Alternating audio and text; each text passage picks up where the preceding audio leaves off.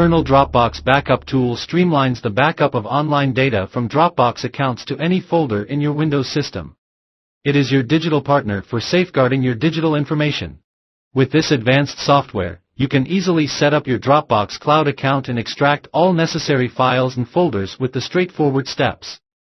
After downloading and installing the software, you can start the software by typing Kernel Migrator for SharePoint software, and when the software has opened, then you should click on Cloud Backup option in the source pane.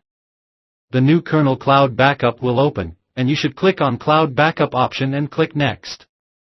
In the drop-down list, there are three options: Amazon S3, Box, and Dropbox.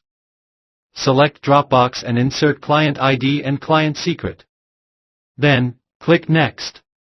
All the directories present with the Dropbox account will appear where you can select those directories whose backup you want to take. Select the directories using checkboxes and click Next. The next window shows the selected libraries, and you can click on any one, and its content will appear in the adjacent window.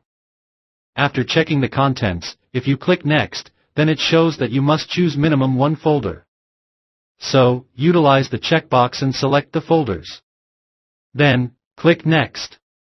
There are a variety of filters that you can apply on the Dropbox data. There is Date Filter, File Type Masks, where you can exclude and include the files. Also, there is Operation Timeout for downloading larger files. You can set the time using the drop-down. Click Next. Now, click Browse to select the destination folder for saving the content into it. Select a folder and click OK.